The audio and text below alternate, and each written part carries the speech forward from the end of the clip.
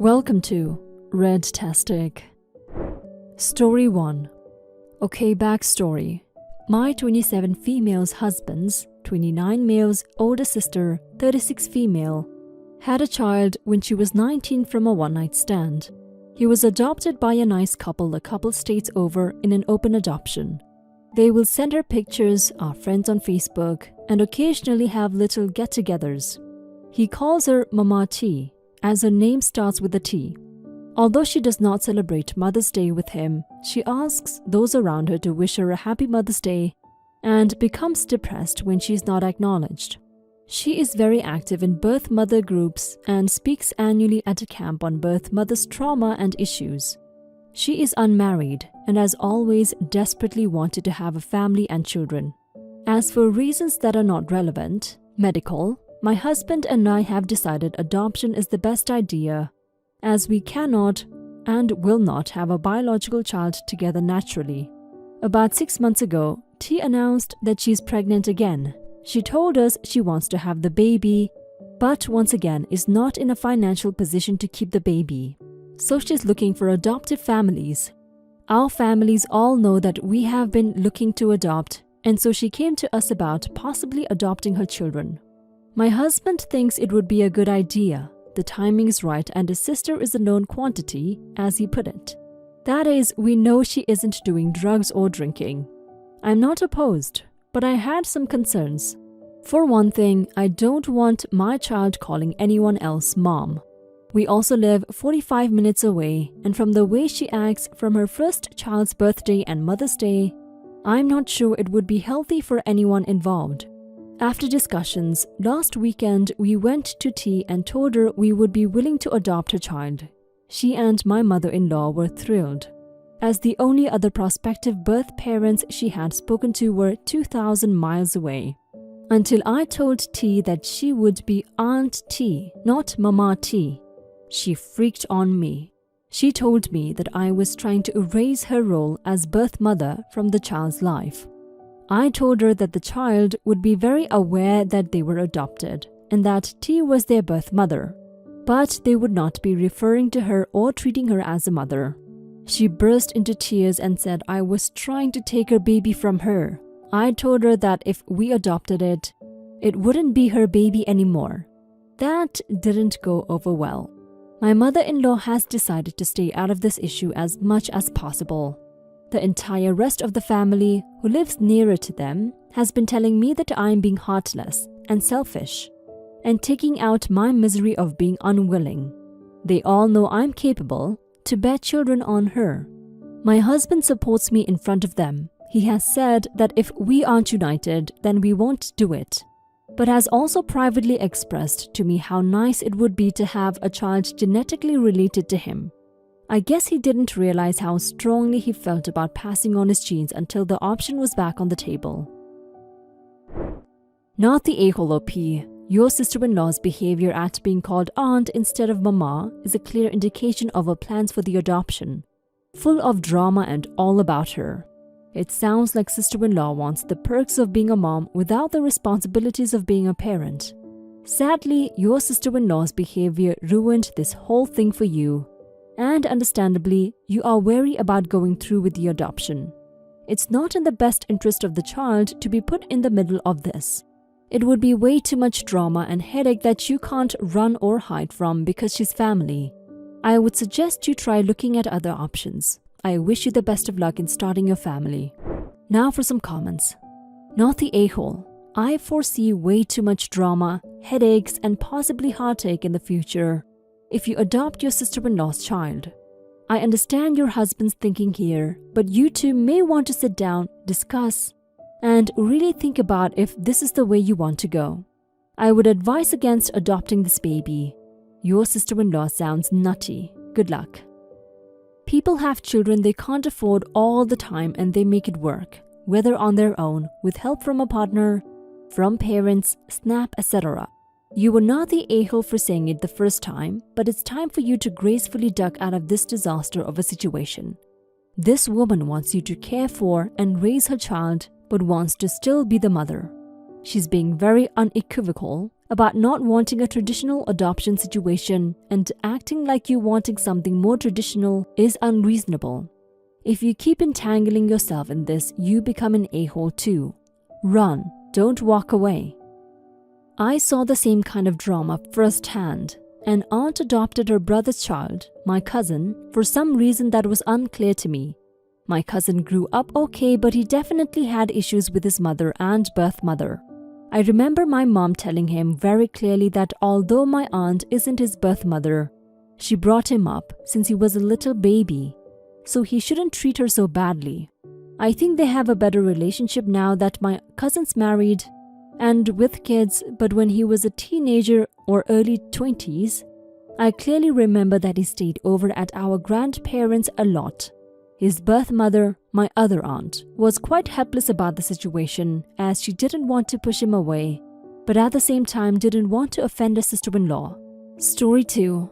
My daughter is 9 years old. I split up with her mom because she was cheating on me while she was pregnant with my kid.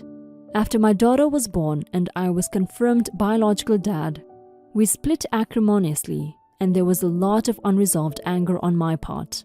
My ex was vindictive and left my daughter on my doorstep, without telling me she was dropping off our baby so many times. It got to a point one day where I called the police and sobbed that I didn't want to give my daughter back because her mom kept withholding her from me and then leaving her in unsafe places without letting me know until after she had done it. They helped a lot, and I was given custody of my daughter eventually. I can't say a bad word against child services and the cops because they both helped me out hugely. Over time, my ex wanted to see more of our daughter, and she stabilized enough where she will take our daughter once or twice a week. She also ended up having 4 more kids who she has custody of. Lately, my ex has been asking me to also pick up her other kids whenever I pick up my daughter from school because they go to the same school because she's too tired. She asks on days when she doesn't have our daughter, obviously due to the nature of our relationship. I don't want anything to do with her outside of necessary stuff for our daughter. I keep saying no because A, they aren't my responsibility.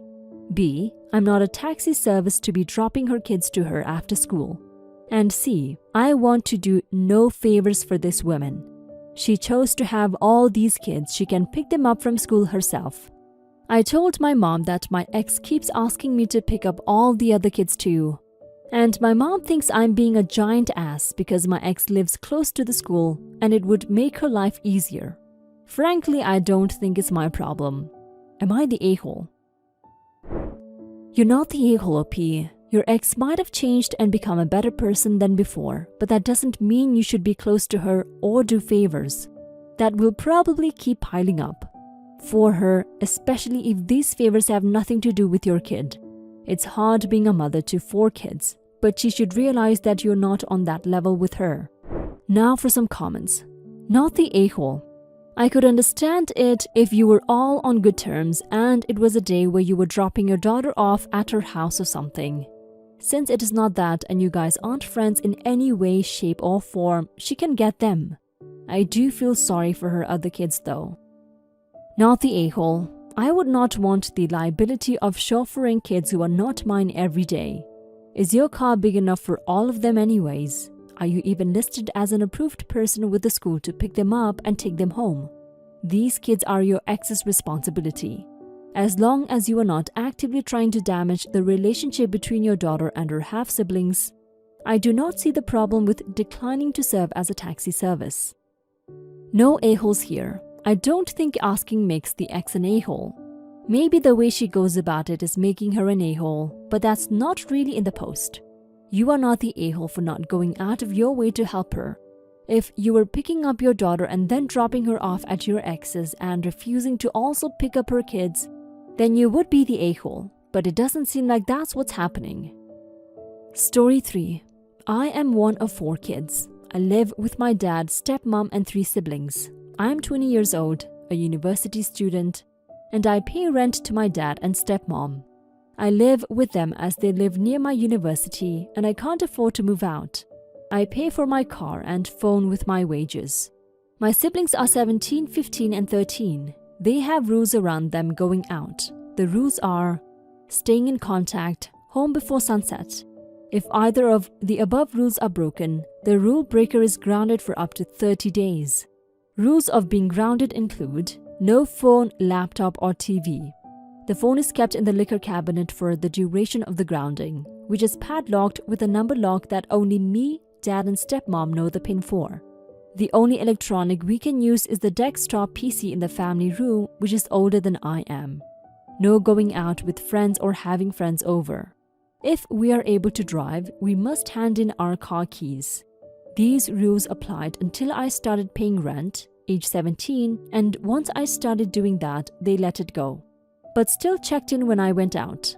This month I had my MOT, so I came up £50 short on my rent. I told them I would give them what I had this month, and I would give them the 50 plus normal rent next month. They agreed. I went out last night with some friends home around 3 a.m. My phone died around midnight and dad and stepmom were still up. They said as I can no longer be trusted to get home on time or charge my phone, I am grounded for 30 days. I was exhausted, so I just went to bed. Note, I don't drink at all, so I was fine to drive. I came downstairs this morning and went to get my car keys and phone, but both things were missing. I asked if anyone had seen them. Stepmom and dad reminded me that I'm grounded. I said, no, I'm not, and went to the liquor cabinet. I entered the combination and took my car keys and phone back. Dad and stepmom said something like, "What do you think you're doing? You're grounded." I said, "No, I'm not," and left. I now have a bunch of texts from dad and stepmom, all saying some variation of, "You just disrespected us in front of your younger siblings. Now we're struggling to enforce your stepsister's grounding, as she no longer thinks of these as rules that have to be followed. I also forgot to put the padlock back on, so my stepsister was able to just take her phone back, and found out the code to the lock while she did it. From my point of view, I'm 20 years old. I have a job, pay my rent, and phone bill, and maintain my car. I'm only £50 short on rent this month, and I'm paying them the money owed next payday. They have no right to take my car keys or my phone or ground me. From their point of view, I didn't pay my rent in full this month, which they argue means that the house rules apply once again. When they tried to apply the house rules to me, I openly disrespected their rules in front of my siblings, and in doing so enabled my younger sister, who is currently mid-grounding, to go against her own grounding. Am I the a-hole? For information, the rent is £450 a month. I pay them £400. And next month, I will be giving them £500 to make up for what I was short this month. Update. I meant to have a serious talk with them sometime soon. I have found a few flats in the town my university is in, ranging from £150 to £350 a month, including bills. And I'm going to talk to some friends from uni and see if there's a potential roommate situation there. If my dad and stepmom won't lower my rent enough for me to have savings, then once my student finances comes in, about 1k coming in the next few weeks, that should cover the deposit and first month or two of rent, which will give me time to save up my wages and hopefully have some savings. Now for some comments. Not the a-hole. You are a tenant that pays rent. If your siblings want free rein, they too can wait until they are old enough to pay rent. If being 50 short was enough to negate the whole deal, they should have told you this when they accepted the last 50 would be paid with next month rent. You are an adult. They can't ground you, but they could evict you, so be careful. Typically, I usually say, their house, their rules, but A, you're an adult, B, you pay rent. C, taking things away from your kids that you as a parent bought is one thing. Taking away things you pay for out of your own pocket is theft. So fully, unequivocally not the a-hole. They have no right to take things that aren't theirs. Their excuse that you didn't pay the full rent isn't part of their stupid agreement. They are just looking for a loophole to get you to cave to their grounding. Not the a-hole. You're being treated like a child with them trying to ground you and take away things you pay for, while also being treated like an adult and asked to pay rent. Tell your dad and stepmom to choose one or the other, rent or being able to ground you. They probably won't because of the money, but if they choose the latter, just get your own safe and put electronics keys in there. You pay for them so they cannot take those away from you. It's also not your responsibility to show discipline to your siblings by getting grounded and listening. They are crazy for thinking that. They just need to fix their parenting.